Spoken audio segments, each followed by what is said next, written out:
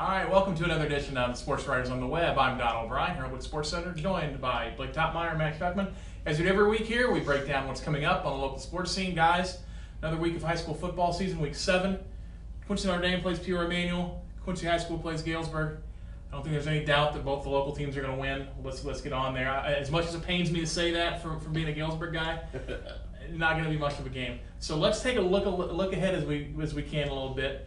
At each team's playoff prospects. Matt Schuckman, Quincy Notre Dame comes in 5-1 to this week. Right. They've all but wrapped up the playoff spot. Right. Where do these next 3 weeks, and where do you see their playoff path? Well, these 3 weeks are important for a variety of reasons. One, they have a chance of winning the conference title. They're going to get in the playoffs, but it's an automatic bid, and there's some prestige that goes with that, I guess, is the right way to put it. But if they could run the table, they set themselves up to, one, have a home game to start the playoffs, and two, maybe help improve their path, their postseason path. I mean, if you look at what they've dealt with the last few years, first round game, kind of been a cupcake. Mm-hmm. Then suddenly you go from taking on a 5-4 team to meeting an 8-1 or a 9-0, and then they finish the regular season that way. If Notre Dame can get a home game, it increases their chances of having home games later in the process because they'd be a higher seed. If they could finish 8-1, they'd be in prime position to have some success in the playoffs. If they go 7-2, 6-3, you're probably hitting the road, and your road gets a lot tougher. Blake Toppmeyer for Quincy High School. They're 3-3 going into this week's game.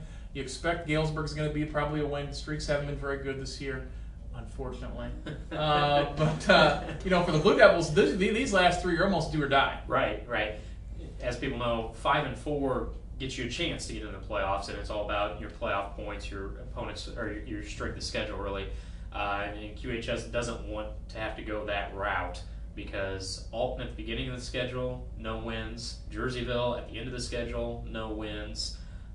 Galesburg this week has 1 win, so their playoff points aren't going to be the greatest. So they need to win out to ensure themselves a spot in, and then probably that very well could be the only way they do get in is if they win out. This week, as you said, should be a win against the Galesburg team that's struggled mightily in the Big Six, and it's at Flint Stadium.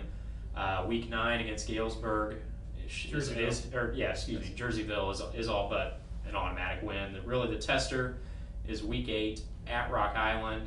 It's going to be Vic Boblett's last regular season game for Rock Island, and they might need to win that game, Rock Island, to get into the playoffs. So that's going to be a huge game in Week 8 for both sides. No big games as far as Quincy High and Notre Dame go this week, but in the area, where are we looking at for the area for big games on Friday night? You got a pivotal game in the WIVC with Brown County taking on Unity. Brown County, number 3 in the state now, they're in the playoffs. They're probably going to run the table. I mean, go in 8-1. But this is huge for Unity because it's kind of they're at that point where this would be loss number 3 should they lose to Brown County. Then you look at, okay, can you win out and finish 6-3, or do you finish? Do you drop another one and finish 5-4, and your playoff chances seem a lot more hairier? I mean, you've got to. This is you can't get blown out, get a bunch of injuries or anything like that. Is there a chance they win? Sure. I'd put my money on Brown County, but Unity has to make sure that nothing goes wrong. Nobody gets hurt. They can't shoot themselves in the foot. They've got to prepare for the next couple of weeks because those are bigger games. Any other games out there, Blake? I think Brown County and Unity is really the big one. Not a great slate of games this weekend. I don't think. Chuck, can you think of any other ones? That was the one that. No, I mean that's the marquee game. We've got teams in our area where these games are pivotal. Mm-hmm. Pleasant Hill's 3-3. They've got 3 weeks to make their playoff push. You've got an Illini West team that's 2-4. If they want to, they're the defending 3A champs. If they want to get back to the playoffs, they have to run the table. Mm-hmm. These are pivotal games for teams. Maybe not the marquee matchups that we look for each week, but these teams have important weeks. You guys both put your heads together and are collective softball experts in our area. You and Frank Cash. Too bad Frank is not here because we could certainly use him for this.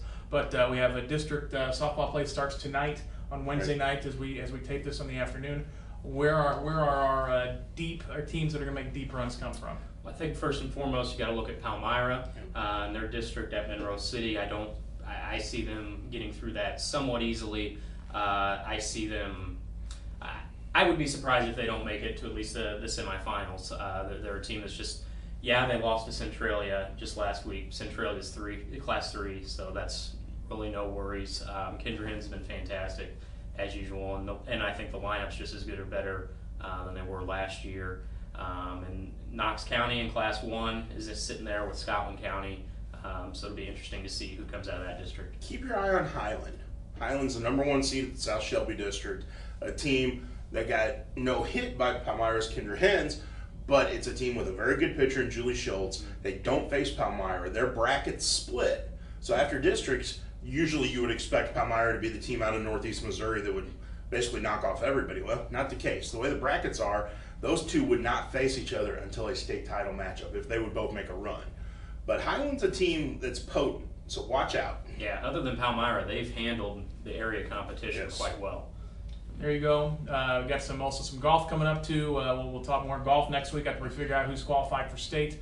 For Matt Schuckman, for Blake Toppmeyer, I'm Herald-Whig Sports Center Don O'Brien. This has been Sports Writers on the Web.